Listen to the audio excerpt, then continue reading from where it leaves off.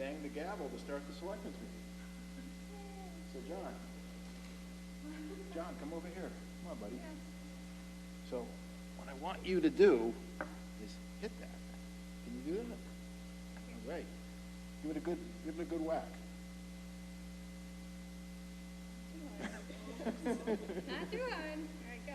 All right. All right, the meeting is called to order. John, can you stay with us for a second and help us do something else? Sure. Your mom could be right here. We're going to recite the Pledge of Allegiance, and you can follow along, okay? We're going to pledge to the flag here, and when you start school, every morning in your classroom, they will recite the Pledge of Allegiance, and that's because we're a free country, and we're honoring all the soldiers who died to keep us free, and we're honoring our flag. So you got to put your right hand over your heart and follow along, okay? I pledge allegiance to the flag of the United States of America and to the republic for which it stands, one nation, under God, indivisible, with liberty and justice for all. Thank you. Nice job. Yeah. Thank you. And John named the bull Frank. That was the one he named for the bull. And I believe it had nothing to do with the police chief, but.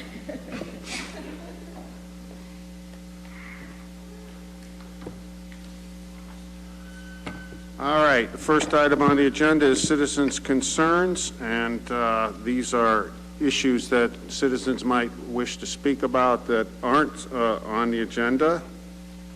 Are there any citizens that wish to come forward at this point? Seeing none, I'm going to move on to the chairman's update of current events. First issue is a national organization called Americans United for Separation of Church and State has filed a lawsuit against the town alleging that town meetings vote to acquire permanent historic preservation restrictions in return for funding preservation of historic church structures violates the Massachusetts Constitution. So we've been sued for violations of the Massachusetts Constitution for granting for town meeting voting to use Community Preservation Act funding to help repair historic church structures in return for historic preservation restrictions granted by those churches. The town certainly supports separation of church and state, which Acton patriots fought for and died to preserve. Community Preservation Act funding does not promote any religious viewpoint. Rather, it serves the important secular public purpose of permanently preserving structures which confer on our patriots the honor they deserve by connecting us with their memory. The town has funded preservation of many privately held historic structures regardless of their use. The town's Community Preservation Committee vetted all applications for CPA funding and recommended these projects to town meeting. Both the Board of Selectmen and the Finance Committee supported the CPC's recommendations, and town meeting voted overwhelmingly to approve the funding. For these reasons, the town believes that it was legal and appropriate to fund these historic preservation projects. However, the town certainly respects the views of all taxpayers on the important issues that this litigation raises, and the town will give the issues careful consideration and determine the best course to protect the town's interests.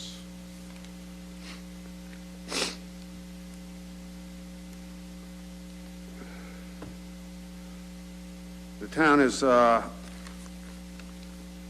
unrolled its new website. So if you go to acton-ma.gov, you can access the new website. It includes a redesigned user interface and menu structure that allows for easier navigation throughout the site, helping visitors get the information they're looking for faster.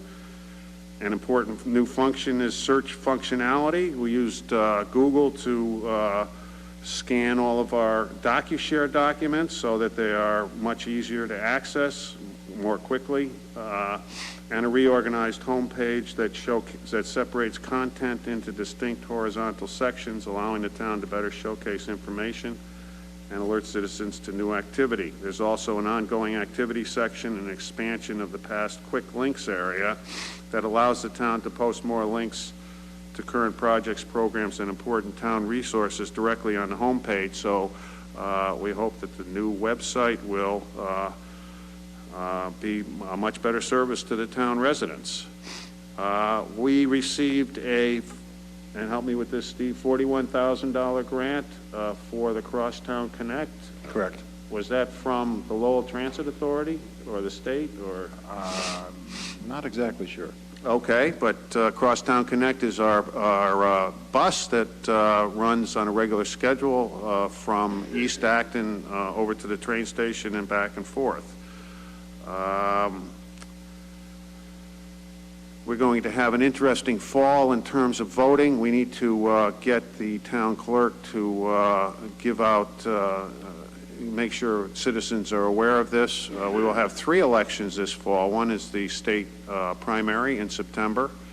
On September 20th, there'll be an election to decide whether citizens want to fund the new Minuteman Tech building, fund the cost for building a new school for Minuteman Tech. And then there'll be the presidential election in November. It'll certainly be a challenge for the town clerk. There'll be a new twist to the presidential election. It's my understanding that under the new state law, there has to be early voting and people have to be allowed to vote, come into town hall and vote. We're not sure, I'm not sure about the mechanics of that, but we'll certainly try to get as much information out on those elections and the process for casting your vote as we can.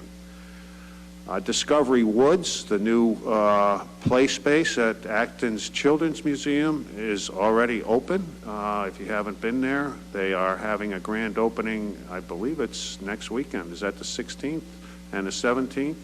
Got an email from them today that all children under 12 are going to be able to go to the Discovery Woods for free, whether or not you're actually a member of the Children's Museum.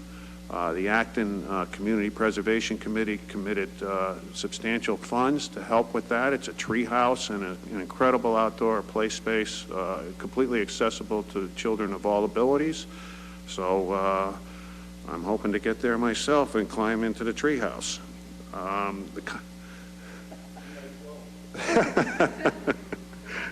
Okay.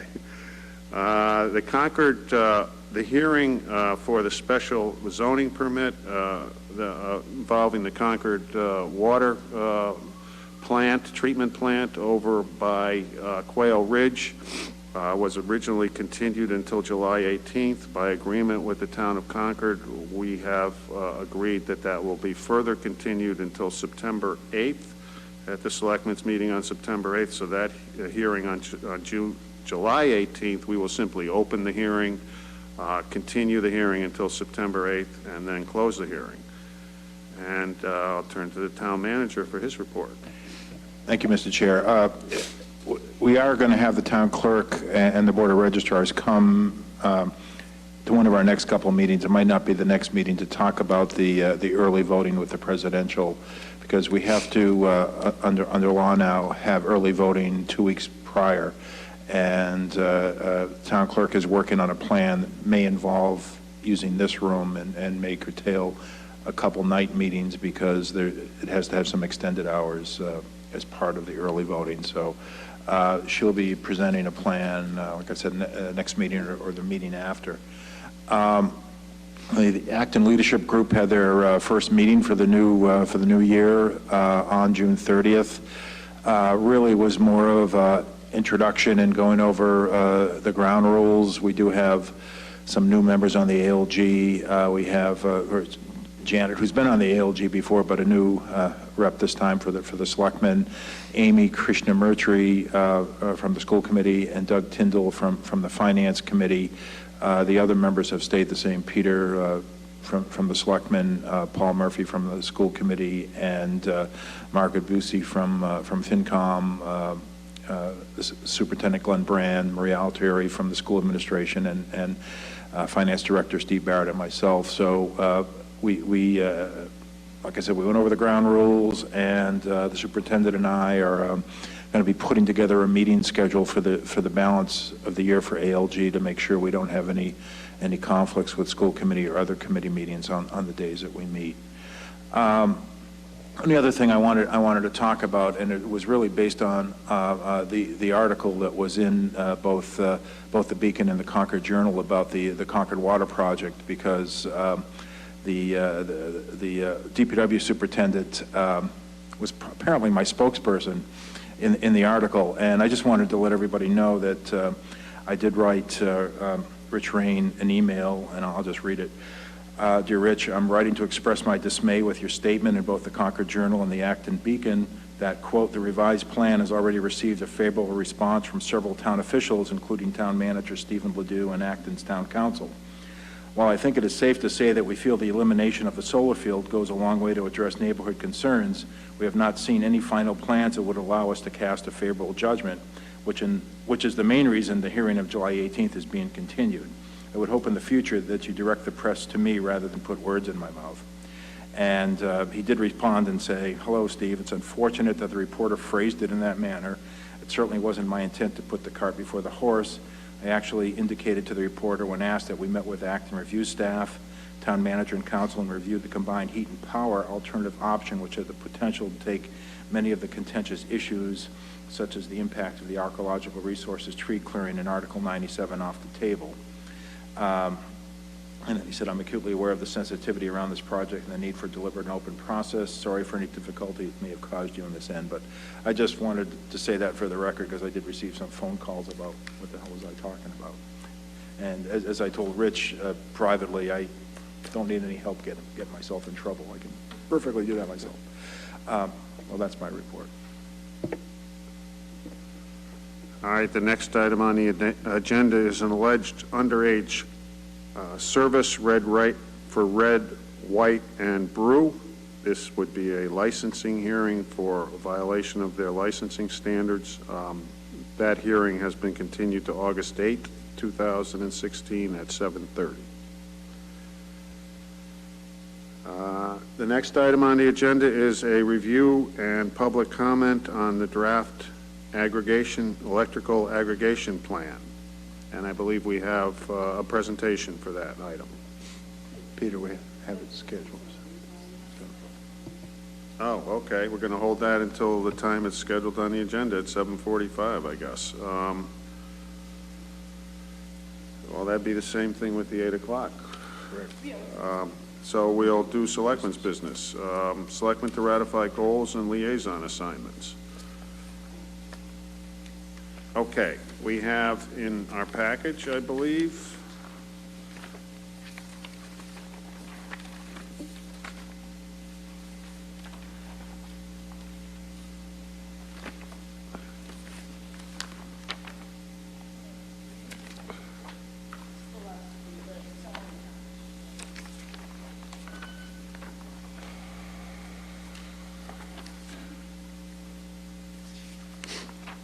okay, so the selectmen's top 5 goals for the short term were to complete the master plan for 348 to 364 Main Street, create a West Acton Development Committee, including sewer, South Acton train station parking and commuter solutions, develop implementation plan for a new storm water permit, and work with Finance Committee and School Committee to enhance communications with the public. So we did a doodle poll. There are 5 goals and 5 selectmen, and we assign a liaison to these goals to ensure that work is going forward to try to get them done in the short term, which would be over the next year. So there was only one select person who picked create a West Acton Development Committee, including sewer, and that was Franny Osmond, who's not here, but obviously would have no objection to being appointed liaison for that goal. And one select person, Janet Adachi, signed up for develop implementation for new storm water permit. So Janet, you can be the liaison for that goal. I would take the South Acton train station parking and commuter solutions goal because I am the liaison to the South Acton Train Station Advisory Committee and have been working on a train station for a while, so I will take that goal. Then we had Katie and Chin Sung sign up for both the complete the master plan and work with the Finance Committee and School Committee, enhance communications with the public. Katie is the is chairing the committee to deal with the master plan for Main Street, so it would seem to me to be appropriate for Katie to take that liaison, and you work with the Finance Committee, Chin Sung, and the School Committee to enhance communications. I can work with you on that also. I'm meeting with them on some ideas that we have, so we'll get you included in that, if that's okay. All right. So for the long-term goals, develop a comprehensive capital plan, analyze fire and EMS service delivery, build more affordable housing, development of targeted economic development plans for business districts, develop a plan for sewer expansion, and there were no individual selections for liaisons for these. There were at least 2 or 3 who signed up for each one of them, so let me just start with you, Chin Sung. What do you think would be your choice? You picked 2 different ones, so. I would prefer the, oh, sorry. I would prefer taking the economic development plan. Okay. Janet? Well, I think,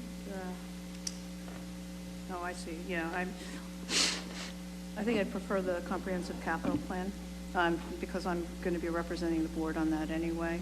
Okay. That Chances certainly makes are, sense. if there's a sewering plan, I'm going to get pulled in anyway, I mean, unofficially, so. Okay. Katie? I'll say I think it makes sense probably to assign Franny to the sewer one. A, only her and Janet sign up, and then B, it ties into the other one that she's doing for short term. So I'd say that probably makes the most sense. And then that just leaves you and me with housing and EMS. I think I was assigned to the fire EMS one last year. I don't mind that. I've also been working with the Historical Commission a little bit on sort of related concerns about housing, but I'm happy with either one, so whatever if you have a preference.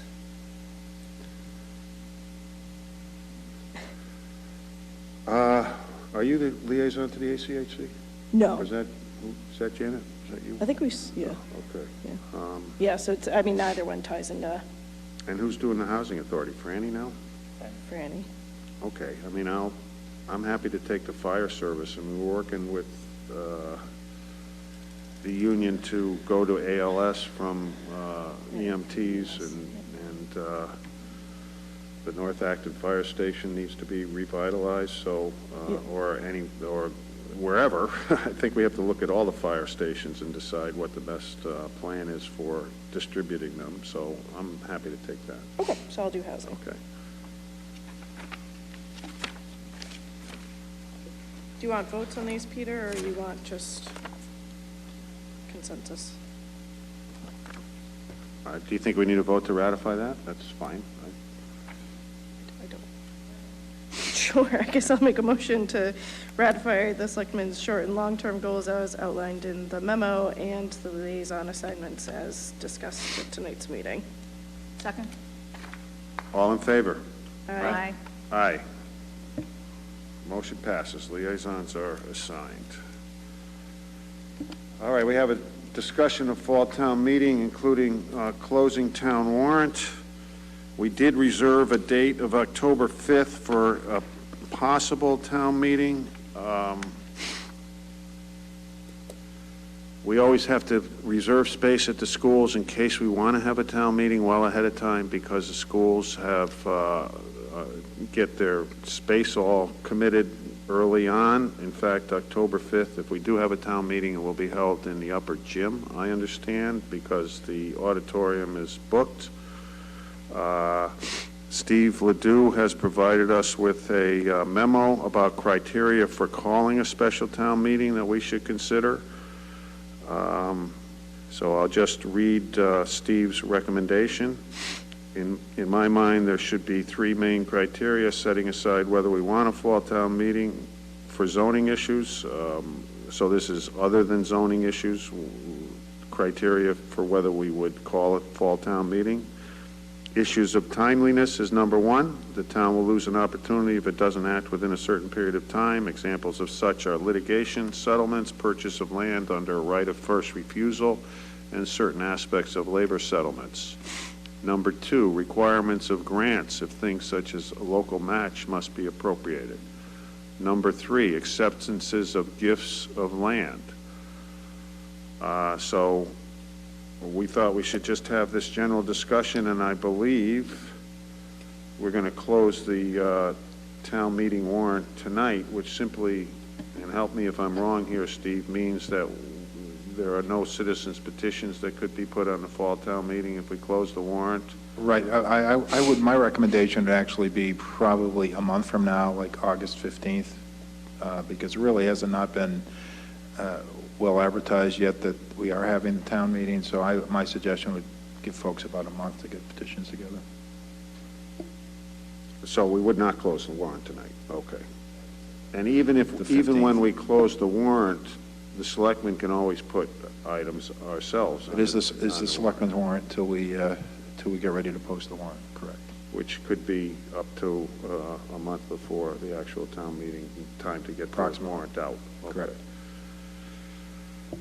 All right. Well, do people have thoughts about the criteria that we... I mean, if I just might, I suggested the criteria, and these are similar criteria that I've used in other towns. I mean, primarily, and I know the Finance Committee has been kind of critical about how come, we're calling a special town meeting, and, some of them are timeliness, like last year with the purchase of the former Walker property. That was timeliness involved with that. If we hadn't done it, we would have probably been moving on to litigation. So I just think this might better define situations when we call a special town meeting. And I know we talked about having fall town meetings for zoning issues. I'm not sure there's going to be anything this fall, given that all the energy that went into Kelly's Corner. I'm not sure anybody will be ready for any zoning this fall. So we're really just talking about whatever might fall into a criteria. And as I mentioned when we first discussed having a special town meeting, there are at least 2 or 3 issues that we know are out there. We do have a proposed settlement with the fire union. The fire union has not ratified it yet, but there is a timeliness issue embedded in that, because if in fact we're going to move forward with advanced life support, we have to give notice to the Central Middlesex Emergency Response Agency, SMERA, 6 months notice prior to July 1 of 2017. So we need by the end of this year, otherwise we're in it for another year. So in my mind, the union contract does revolve around timeliness. We also have potentially some lease issues with the senior center. The RFPs have gone out, they've been opened. I've had a review committee, there's been 3 sites proposed. Review committee is giving me their evaluation of the 3 sites, and then we'll be bringing that report to the board probably as early as next meeting regarding the senior center. So that, and I know we're still thinking about CPA and increasing the percentage. So those are kind of the 3 issues that potentially are out there.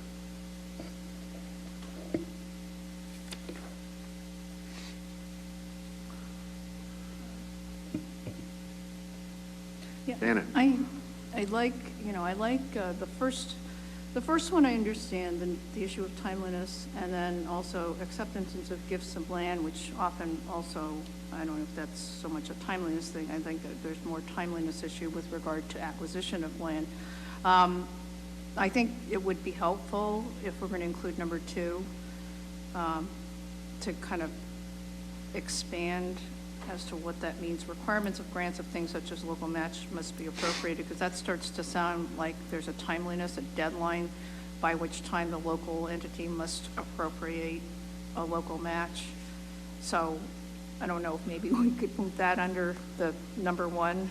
That's fine. I would say number 2 doesn't, in my experience, doesn't happen too frequently anyways, so, I mean, it could be moved into number 1. I don't have a big issue with that. I mean, it's a good illustration of the kinds of things that might come in, even if we've never encountered it in our town, or you haven't encountered it very much in the towns where you've been town manager. Well, it's just interesting, I'm looking at this with respect to the things that we've talked about as possibly on special town meeting for the fall. And I think that the one thing that sort of jumps out for me anyways, the ALS process. I mean, I think that there's a lot that needs to happen in by a certain time if that's supposed to move forward. I'm not so sure about the senior center lease agreement, although I know there are a lot of people who are very anxious about that. And of course, given what's happened lately, I'm really kind of leery about the CPA surcharge issue, only because, well, for a lot of reasons, I do happen to agree with suggestions of other people that it's a money issue, and it probably ought to be in the context of other kind of big money issues on the spring town meeting warrant, but I may be outnumbered on this board, so, but those are just my thoughts about, I think it's a good idea to have guidelines, because yes, my liaison committee, the FinCom, has been raising the issue a fair amount, and I think that there is some good reason for it, so. But thank you for at least putting together something for us to discuss. Katie? Sure, I mean, if we're just talking about this tonight, I think the memo and sort of the criteria is helpful. I agree with Janet, you can put 2 under number 1.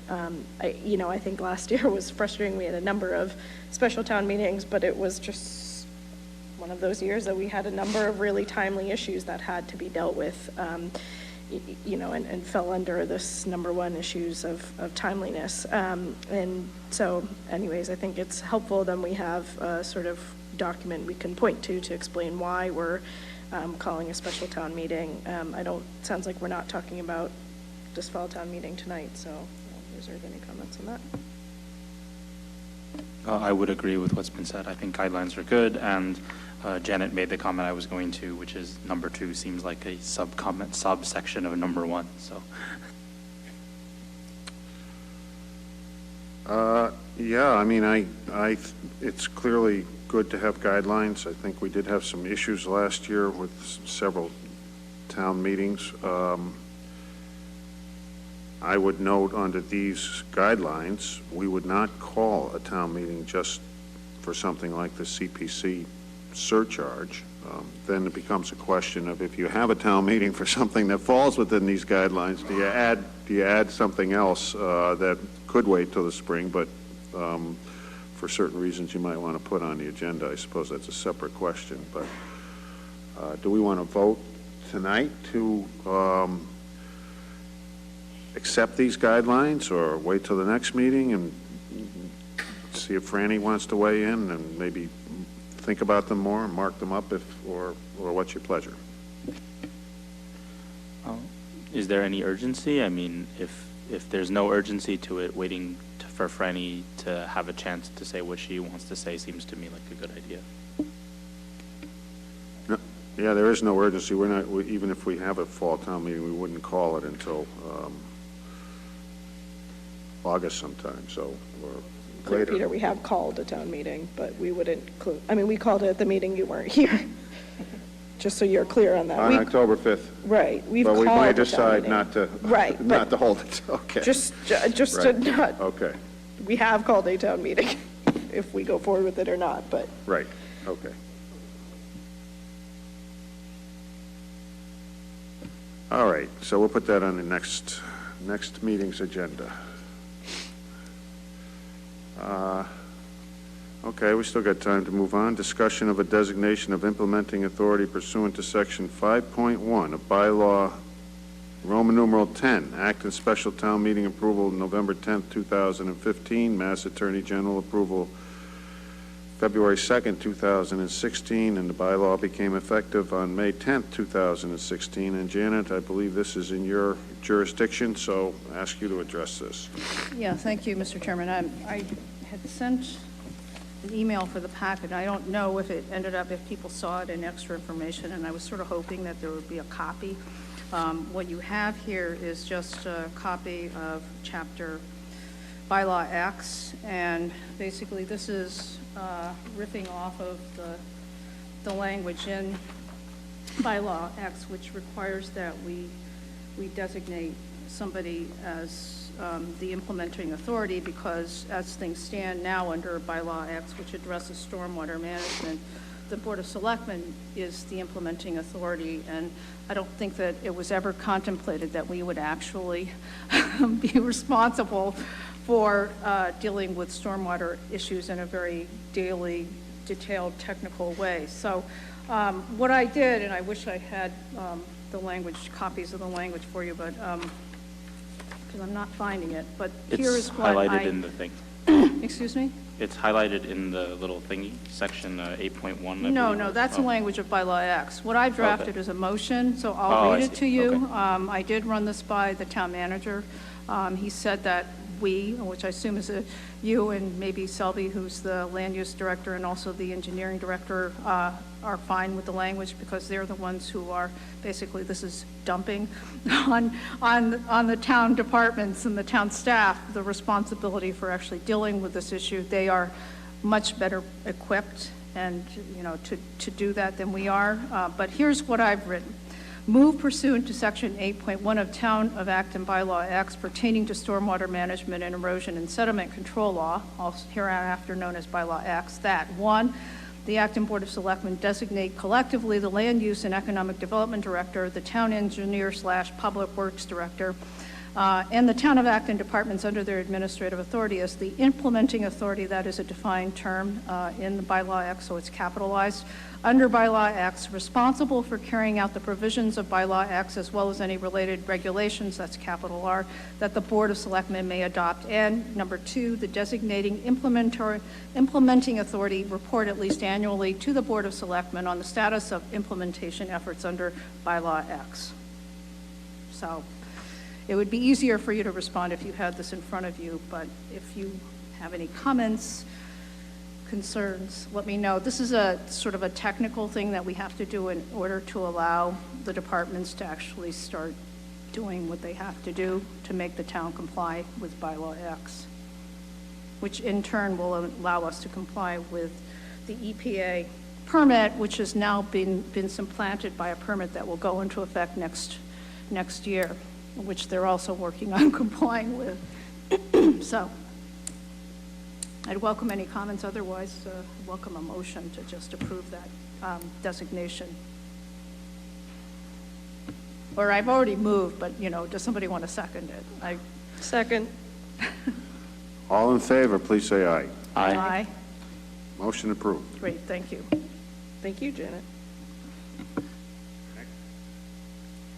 All right, next item on the agenda is the selectmen to... Peter, can we hold on that one until, because Charlie sent us an email, and I think there is an issue, and Right. I think we should wait until he's possibly able to come. Yeah, from his I'm not meeting. sure that's necessary. I made a mistake in my communication to Lisa about the numbers. Okay. And if you look at the backup to that, I don't know if we have it here, but it is online as part of it.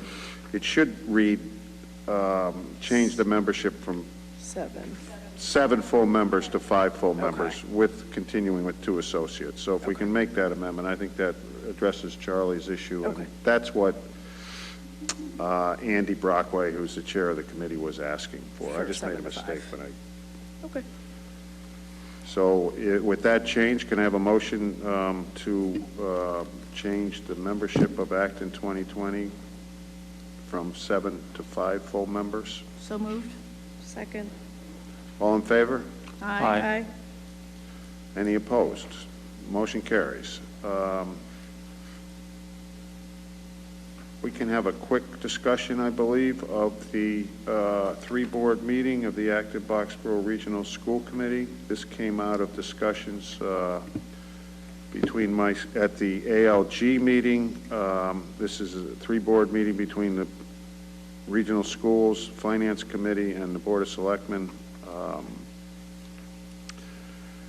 After the ALG meeting, Margaret Busey and Amy Krishnamurthy and I spoke about having a three-board meeting. In the past few years, we have had kind of business meetings with the three boards, although there's certainly been some social aspects to it. We went over budgets and FinCom's point of view and whatnot. Amy had offered her house for holding a three-board meeting. We talked more about a social type of meeting where people could get to know each other better. I'm not even familiar with some of the members of the school committee. Then Steve Ledoux suggested that we needed some team building exercises would be helpful to help with communication and between the three boards and relations between the three boards. So I have a meeting on July 20th with Amy and Margaret to discuss the issues, and I floated that idea by both of them. I think they are amenable to that. The concept would be we would still meet at Amy's and have a retreat. It would be a posted meeting for all three boards, obviously. Members of the public could attend if they wished. She lives in town, obviously, so it's allowed under the open meeting law. But we would get Bart to come and moderate exercises for team building for the first hour or hour and a half or whatever, and then adjourn to a more social type of situation. So that's the concept. I just wanted to bring it to the board and talk about it and see if people had suggestions or what they felt about it, and still have another meeting. That'd be in September, hopefully, and still have another three-board meeting, maybe in October, that would deal more with the business aspects of each board. So that's what we've been talking about. So If Amy is willing to host the three boards at her house, I assume that once we adjourn, then we can kick out anybody who's shown up just for the business part. Yeah. But no, I mean, I happen to. Yeah, the three-board meetings vary in quality depending on who organizes them, but I find that the better ones have actually been I think, been interesting, and they do certainly get you to know other people. Yeah, there are people on the school committee who I still don't, I just recognize them, but I don't know who they are and don't know anything about them. And I'm sure that there are people who feel that way about the finance committee, which has a number of new members, and they probably feel that they don't know who all the rest of us are. So, but ambitious if you're aiming to have another three-board meeting in the fall. That's all I could say, but I'd be glad to help. I might dread offering, but I have jury duty next month. I just wanted to warn you. So. I think it's a good idea. I like the idea. I think if there's any concerns about the time and trying to have both of them, I would put the emphasis more on the social and team building one, because I think that would be more useful. And I appreciate Amy being willing to host it. If we do post it as public meetings, I think we just want to make sure that it's okay to have it at her house, because I know there's sometimes, I don't know if there's issues with making sure it's accessible. Like handicap accessible. So I would just triple check that. But otherwise, I think it's great. I think it's wonderful that she's willing to host it, and hopefully we can do it in some way that the whole burden isn't on her. I'm, happy to do potluck or whatever. And I appreciate Bart being willing to come and do the team building exercises as well. There's been a lot of new members on the boards lately, so I think it's a good idea just to meet in that informal aspect. And then if we feel that there's a need to do the kind of follow-up business meeting in October, we can, but I prefer this way. Chin-Sung. Yeah, I kind of agree with what Katie just said, and what Janet said before. I think it's good to have this meeting. I do think it's a little bit ambitious to do it twice in the span of maybe a month and a half. But we can always decide whether or not the second meeting is necessary based on what happens in the first meeting. So I don't foresee any problems with going ahead with it. Okay, and Steve, you have experience with meetings that aren't in public buildings in town, or? Generally not, no. Well, about look the into open it. meeting law issue that Katie asked about, or? Well, it's not, it's more the accessibility issue. I mean, we can post it as an open meeting and anybody can attend. It's more accessible. I don't know anything about Amy's house or anything like that, so. Oh, accessibility for Right. people with. Because All where public meetings are supposed to be accessible, so Okay. I think you just want to make sure that right, that. I'll, So presumably it would be in our backyard or on the first floor or something, but just Okay. making sure we, yep. I don't want to get dinged for that later. All right, well. But it's a certainly- very nice offer for Yeah, to do no, it. certainly. My place isn't big enough for everybody, so I'm not offering.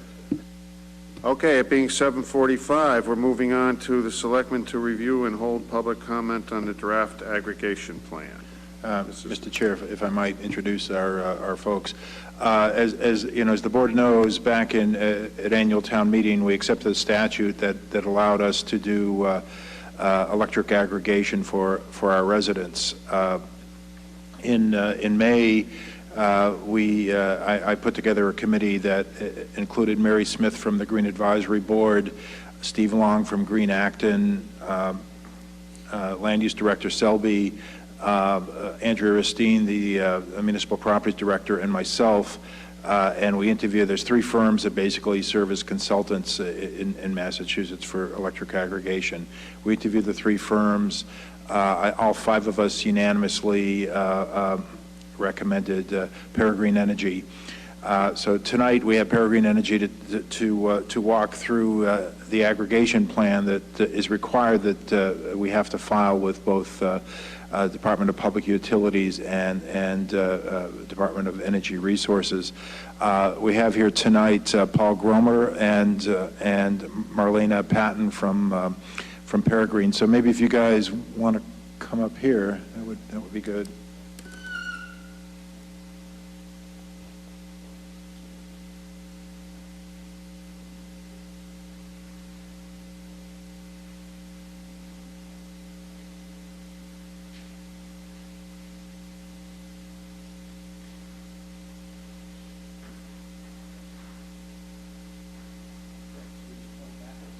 I think you can point anywhere, but no, you just got to point towards the screen. Don't listen to me. Oh, here we go. No, okay. Okay, all right.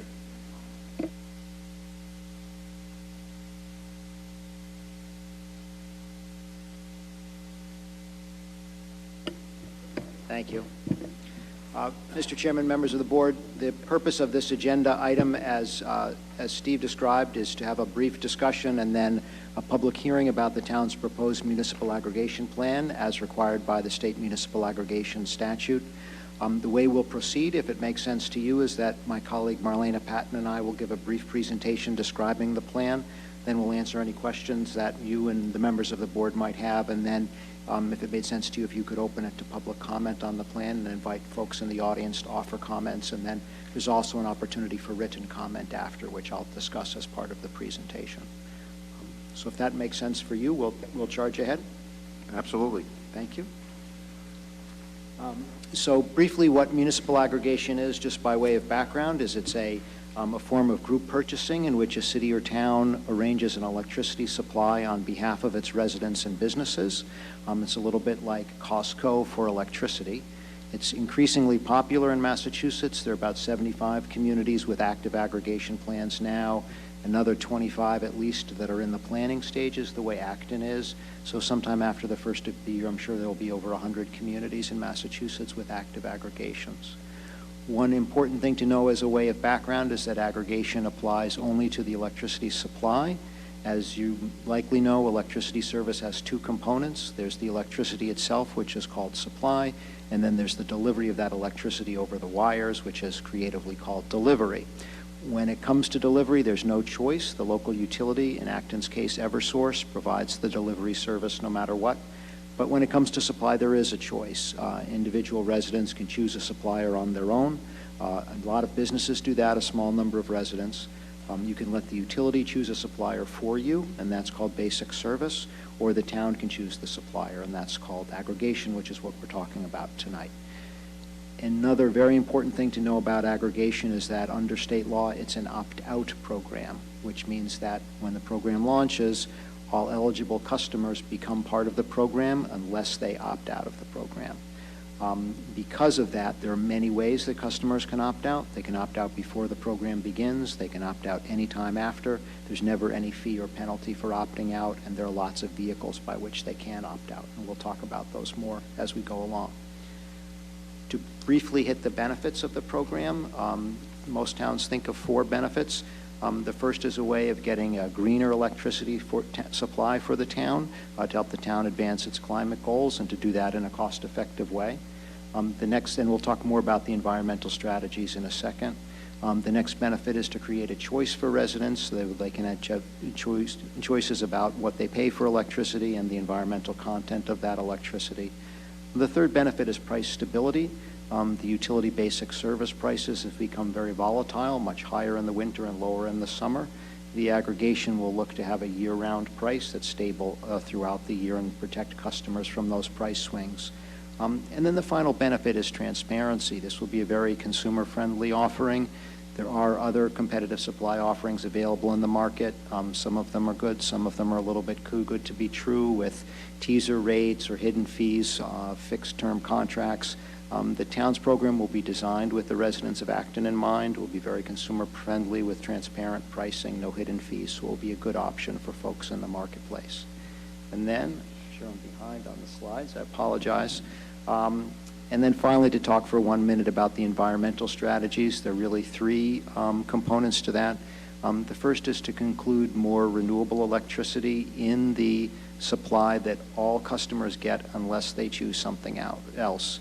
In an aggregation, the vast majority of customers end up on this standard offering, and by making that include more renewable energy is the most effective way the town has through aggregation to reduce its greenhouse gas footprint. The next benefit is to create optional products, offer optional products that have an even higher renewable energy content for customers who might want those. And then the final option would be to include local renewable energy within the program. So it's in a way to make a stronger connection between the town and its electricity supply, a little bit like local agriculture, where you might buy produce from here in Acton. We would be looking to include electricity, solar electricity, primarily generated in Acton or in the surrounding towns. So that's a brief overview of how aggregation works and the benefits. Marlene will talk now about the participant experience and the customer education component.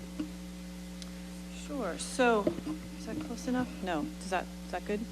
All right. So, the experience from the participants' point of view is pretty straightforward. It's a pretty seamless enrollment process. Participants really see only 2 changes on their bill. One is they see the change in the rate for their electricity supply, and then the other is they see a change under supplier services from Eversource Basic Service to the name of the supplier that the town contracts with. Otherwise, there's no change. There's no interruption in service, and there's no change in how electricity issues are addressed. So, for example, everybody still continues to get 1 bill from Eversource, just like before, if they don't already have an electricity supply agreement with someone else. Eversource continues to deliver the electricity. Everybody remains an Eversource customer. Eversource continues to restore outages, power after outages, and they maintain the poles and the wires. If you have solar panels on your roof, net metering continues to work the same way. It's calculated the same way. Credits work the same way. And anyone who is eligible for any discounts, anything like that, it still works the same way with the program. So it's very seamless from an end user perspective. Oh, I didn't realize I had sorry, I didn't know I had the remote. All right. Yeah, it's okay. That's all right. So about a month before the program launches, actually take that back, about 6 weeks or so before the program launches, maybe a little more, the town will sign an agreement with the electricity supplier. And at that point, the town will have all the details about the program, like the price, specifically how much and what kind of renewable energy will be in there, what kind of options the program can offer, the duration of the electricity supply contract. None of those details are settled until that electricity supply contract is signed. Once that's signed, we then kick off a public education campaign. And that campaign really happens for the 30 days before the program launches. The campaign will begin with the mailing of what's called the opt-out letter, which is a letter that will go out to all eligible program participants. And the purpose of the letter is to introduce the program, explain the pricing options, explain the pricing, explain any options, and explain the right to opt out and how to do that, how to not participate if you don't want to. So that letter will go out to everyone, and then the letter will be followed by a series of public events, public information sessions that will be open to the entire community. We'll try and also do one targeted for seniors, and if there are any other groups that we need to do special information sessions for, we will. We'll do an interview on cable access. We'll have web content. There's already web content available about this. It just kind of explains what aggregation is, but we'll have all these details up at that time too. And then we also will be providing customer support by phone and email. When this letter goes out, once people start to learn about the program, if they decide they don't want to participate, they can opt out before it even begins during this 30-day period. And they'll be able to do that either through the return of a postcard that they get with the letter, or they'll be able to do it over the phone, or they'll be able to do it online. After the program begins, if someone decides that they want to participate in the program for a little while and then opt out later, they're welcome to do that, and they will continue to have the phone and web-based options for opting out. There's no minimum participation requirement, and there is no fee or penalty associated with opting out of the program.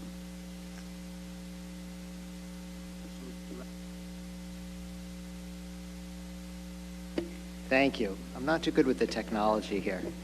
We'll see if I can fall off my chair next to hit the trifecta for the evening. So just to quickly go over the schedule, right now we're in the public comment period on the plan. We'll have public comment tonight if there is any, and then there's also an opportunity to submit comments in writing until July 28th.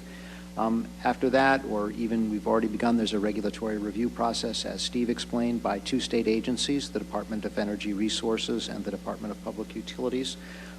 It's not an arduous process, but it is time-consuming, so it will take us several months at least to get through that process. After that, as soon as that regulatory process is done, we'll conduct a competitive procurement for an electricity supplier. If the town receives bids for supply that are satisfactory to the town, you'll enter into a contract with a supplier, and then we'll move into the public education campaign that Marlena described and launch the program. Our best guess now is, our target now is to try to launch the program in March, but that will depend primarily on the length of the regulatory review process, which we can estimate, but we can't control. So that might take less time, it might take more time. And so that's our overview. We're happy to answer any questions that you might have. Janet?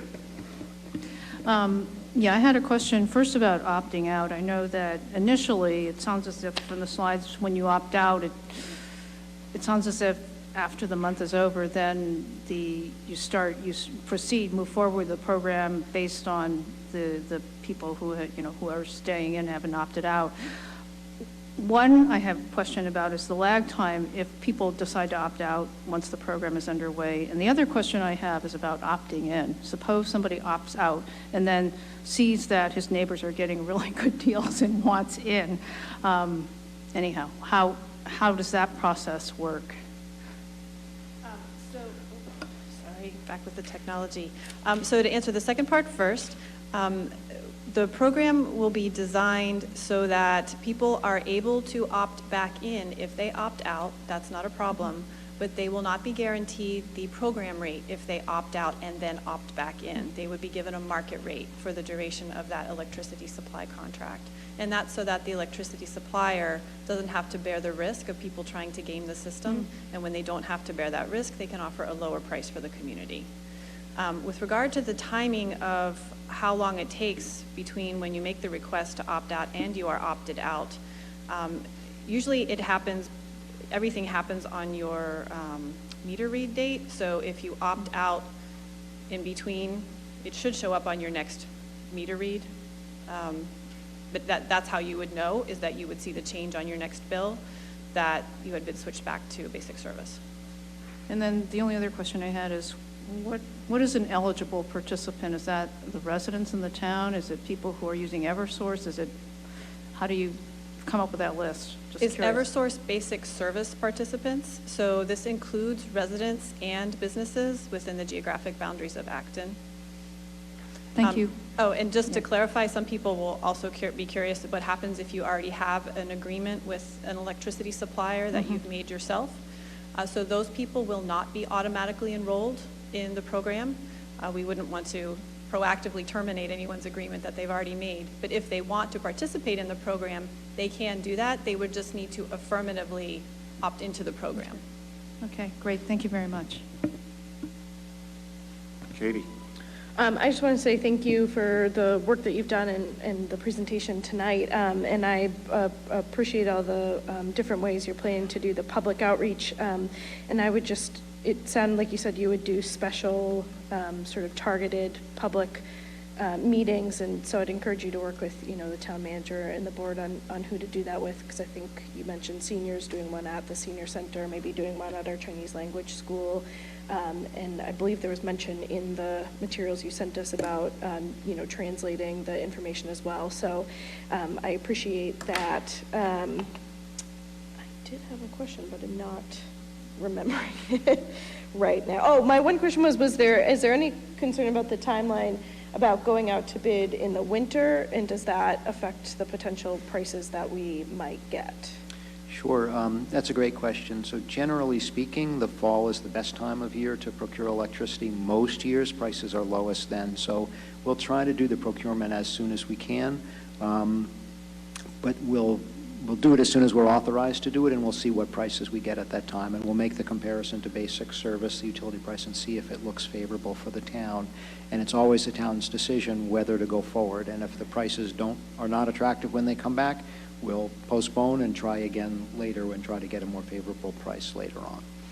Okay. But it is in our interest, as you pointed, to move as quickly as we can and have the option to start that procurement as soon as possible. Right.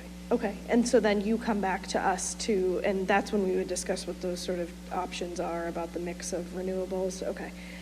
Because I think that's definitely something to, we'd have to kind of see the numbers on to better understand, but I'm excited about that opportunity. And as Green Acton noted in a email they sent to us, it really is, a great and probably one of the best opportunities we have to lower our town's carbon footprint. So I think it's a great program. I know towns that have successfully done this. I worked for Rep in Lunenburg, was one of the first towns to do it, mostly because they hate Unitil, but it's worked out really well for them. So I'm excited that we're taking advantage of this. I was just curious, because I know I saw some numbers, and obviously the numbers and the specific details will be important, but I was just curious, do we have numbers as far as what the average Acton resident is paying as an electricity rate right now? Yes, the average resident in Acton pays on the order of about $120 a month for electricity. It varies, of course, by how much. I mean rate as far as per kilowatt hour. Oh, so the utility basic service rate in Acton is, hold on, I don't have that at the... The Eversource basic service rate starting in July is 8.2 cents a kilowatt hour. That's the generation part of the bill, which I mentioned earlier, and that's what the aggregation will be compared against. There are also delivery charges, which are another 10 cents or so on top of that. No, I am aware of that. I was just curious because in some of the supplementary material, I saw some numbers quoted, and so I was curious as far as, where we are relative to those numbers. Thank you. I'm interested in the comment period. Is it a 30-day period, or who determines how long it runs, or? You do. So there isn't the state requirement is just that there be a comment period, but the state doesn't specify how long that needs to be. Most towns follow a procedure very much like Acton is, where you discuss it at a Board of Selectmen meeting and have some period for comment after. We've noticed it on the website through July 28th, which is on the generous side compared to other towns. And there is, once we're at the Department of Public Utilities, they will also have a public hearing on their own, so there is another public hearing opportunity. Okay. We've already started getting a number of comments, which you've seen. People are going to be very surprised that They are signed up automatically with some company they didn't know about, although when we did it, we put it in the warrant. When we adopted it at town meeting, we made clear that that's what the statute requires to ensure that you would get bids that, you know, people could, the companies that bid on this would be relatively confident of a certain number, minimum number of people so that they could come up with prices. Anybody can opt out at any time, and I'm sure they have algorithms that figure out what the standard percentage is. But it looks like you're going to be submitting this preliminary plan during the review period. So suppose comments come in that make you change the preliminary plan. Can you amend it when you at DOER? Yes, we can, and in fact, the DOER review process contemplates that. It's what they call a consultative process, so they very much want a draft version of the plan.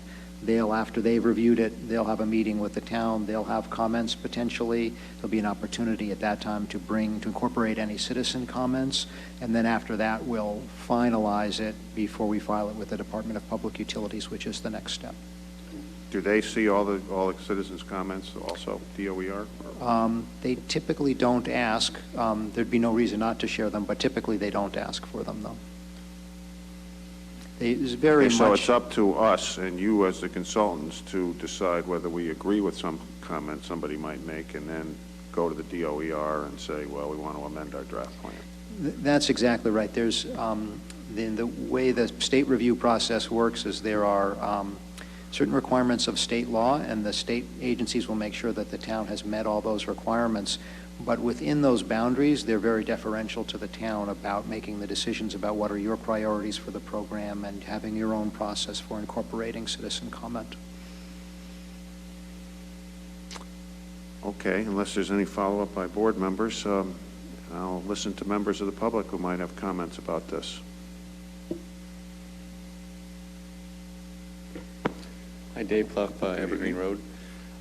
You mentioned people who might currently be under an aggregator and how to get in. I know there's a lot of institutions and companies that probably already have that. You did say that they could get into it. You didn't say whether they needed to opt in before the program launched to get the program rate, or can they only get in after the program launches?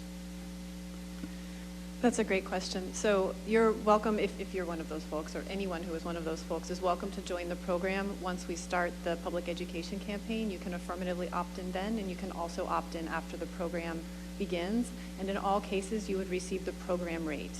The only time somebody would not be eligible for the program rate is if they affirmatively opt out and then choose to come back in. But somebody who already has an existing supply agreement was not eligible to become part of the program when it launched, and so you're not viewed as someone who opted out and then tried to come back.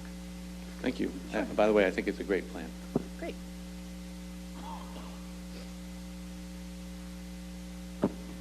Shu Li, 99 Skyline Drive, and think I'm the liaison to the Board of Selectmen.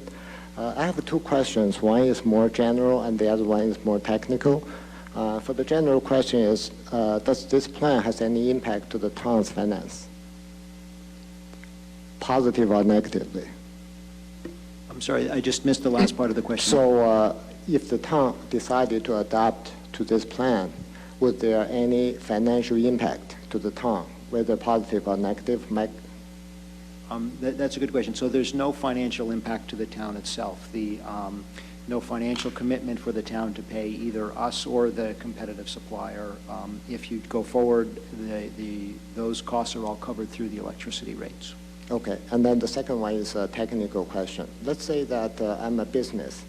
I'm running an IT business. I require very reliable voltage. And then there are two suppliers. One is Eversource, one is National Grid. So let's, for the sake of argument, one of them provide a better stable voltage. And I like to choose that provider. And then because all the lines, transmission lines are combined, how do I know I can get a better electric supply with a better, more stable voltage? So that's something that this program would not affect one way or the other. So this program affects how electricity is procured at the wholesale level, and it affects the price that you pay for it. But in terms of what's delivered to your business and the reliability of the supply and the voltage level, that's all handled by the distribution company, Eversource, or if you're on a border community, you could choose National Grid, and that's not affected by this one way or the other. So the other way to say this is like everybody here, we decided to go with the Coke, and somebody decided to go with Pepsi. We have this big bucket, you just dump one Pepsi in there, and everybody drink the same thing, right? Okay, all right, thank you. Exactly right.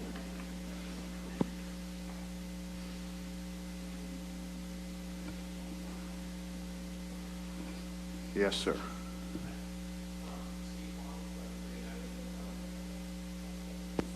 I thought you guys did that. Steve Long from Green Acton. I just wanted to express appreciation for the process that the town manager ran in selecting vendors. We had a panel of 5. We had a set of what I thought were very fair questions. We had the vendors in and were able to ask questions and get some good clarification from all 3. And I definitely, there was a unanimous choice of Peregrine. I think it's a good match for Acton. They really seem to have a good approach to community relations, and I think they'll help us get a better deal. In terms of Green Acton, we're very pleased that the town will be able to reduce its greenhouse gas footprint, knowing that climate change is one of the biggest challenges we face as a society. And one of the things I'm particularly excited about is exploring more environmentally preferable forms of energy, because not all renewables are created equal, and some have impacts on land and water resources, and we can help adjust the program to address that issue. And finally, there are some exciting incentive programs that utilities offer that once the program rolls out, I'd like to work with Peregrine and the town to explore. If we can help consumers in Acton use energy during times when there's less consumption going on, then we might be able to get better rates and a better deal for the town with incentives from the utilities. So thank you for the work on behalf of the town, and thank you, Peregrine.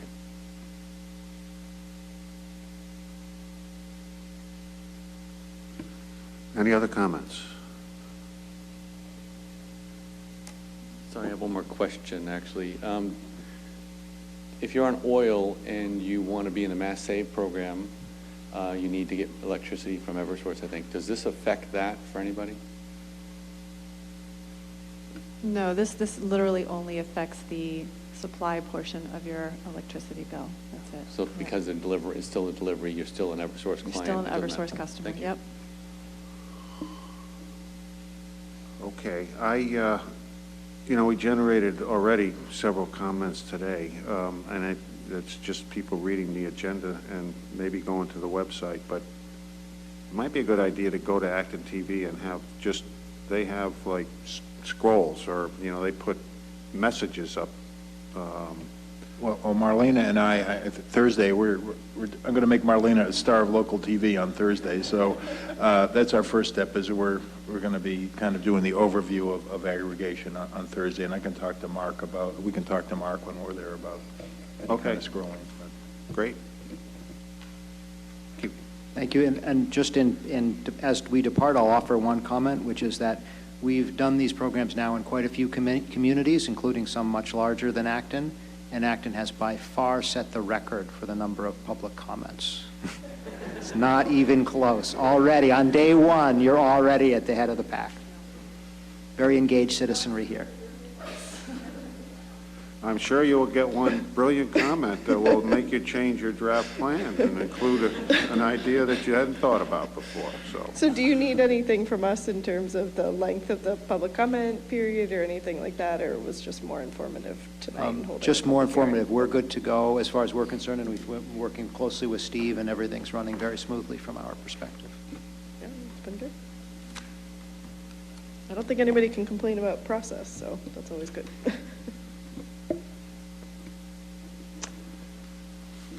All right, it being past 8 o'clock, we're going to open the hearing. The Acton Board of Selectmen will hold a public hearing on July 11th, 2016, at 8 p.m. in the Francis Faulkner Hearing Room, 204 at the Town Hall, 472 Main Street, Acton, on the application of Philo's Great Road, 59 Great Road, Acton, under Section 140 of the Massachusetts General Laws for a common victualler license. The application can be inspected at Town Hall during normal business hours. And this is an application by, are you Mr. Philo? I am, Filio. Okay, How are you? fine, thanks. We have all your documentation here. This is simply a change in the business. Is this the business from Bella Familia Restaurant to your restaurant, going to be called? Filio's Great Road. Philo's Yes. Great Road, okay.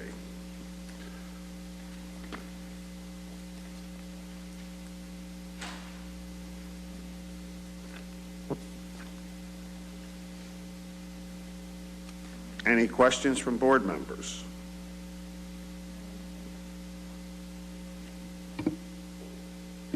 The only thing I recall from reading this is that you're going to be dealing with your, is this the one where you're dealing with the liquor licensing right now? You're later, right? There's some Yes, my attorney just filed for it a little bit later, so Yeah. I guess we'll be back here in a few weeks.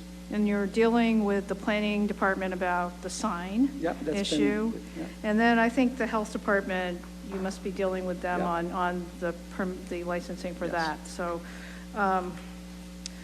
well, I think it's nice to have an Italian restaurant continue at that location. Thank you. And I was sort of surprised to realize that La Familia is moving on, but you know, as long as we have another restaurant to take its place, that's. I've known Joan Mazzi for a long time, and we go back over 30 years. And I've been in business in Groton now for the last 14 years. So we're looking to come to Acton and continue the success. So I noticed in the application that you just got a victualler's license in Groton as well? Is that? I have one there, yes. Okay. Is it also for a Philo's restaurant? Yeah, it's Filio's Cucina down there. It's a different concept. I don't have full liquor. I have a BYOB license, and it's more geared towards takeout as opposed to Filio's Great Road, which will be a full-service restaurant. Okay. Great. That's all I have. Thank you. Thank you. Well, any other questions? Let me just, you're going to operate without selling liquor for a couple of weeks, is that what you're saying? If need be, in the opening process, we might do it without the liquor license, just to get the people acclimated to the food and stuff. Okay, All right? yep. And you know you need I'm sure you're aware you need a food service license from I the have Board of that. Health, so. Absolutely. Okay. Thank you very much. Somebody want to make a motion? Move to approve the common victualer's license for Philo's Cucina, 59 Great Road. Second? All in favor? Aye. Motion passes.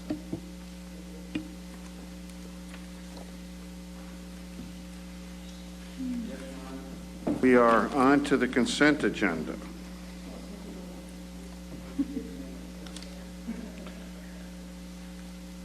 First item on the consent agenda is the meeting minutes of June 15, 2016. Hold.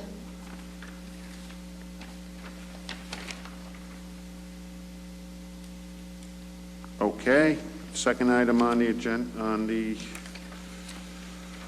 consent agenda, is a one-day alcoholic beverage license for Ron Lipinski at Nara Park on July 23, 2016. Number 11, one-day alcoholic beverage license, Optometrics Corporation at Nara Park, July 28, 2016. Number 12 is a committee reappointments for the Acton Nursing Services Task Force. Number 13, committee appointments, Bill Mullen, Ann Chang, and David Brown, at-large members for the 348 to 364 Main Street Master Plan Special Committee. Number 14, one-day alcoholic beverage license, John Harrington, Narrow Park, August 6th, 2016. Number 15, accept a fee, Planning Department, Selectmen to approve a fee deposit totaling $5,000 from Keenan & Son LLP to provide funding for town council review services associated with the definitive subdivision residential compound for Jamie's Way and Thomas Drive, as stated in the Planning Board decision number 15-07.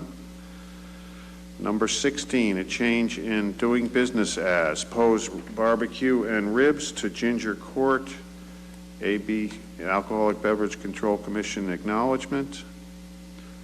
Number 17, executive session minutes for June 20th, 2016. Number 18, accept a gift, Natural Resources, Selectmen to accept a gift valued at $220 for a pair of binoculars donated by the Hearts Corporation to Natural Resources. Number 19, accept a gift, Planning Department, Selectmen to accept a gift totaling $500 from Nagog Homes LLC in lieu of the Sidewalk Fund. Number 20, accept gift, Recreation Department, Selectmen to accept a gift totaling $500 from the Steinberg Lally Charitable Foundation for payment of services for a classical concert held on June 30th, 2016. Number 21, accept a gift, Recreation Department, Selectmen to accept a gift totaling $500 from an anonymous citizen for payment of services for a classical concert held on June 30, 2016. Number 22, request to dispose of obsolete material from the Acton Memorial Library. Number 23, accept a gift, Planning Department, Selectmen to accept a gift totaling $6,000 from Keenan & Son in lieu of the Sidewalk Fund. And number 24, a conflict of interest disclosure from Jeff Clymer at the Planning Department. Did we get that form? I got an email from Lisa that said it did come in. Do you have it? Okay. So we'll pull that and put it on for next Monday. Yeah, okay.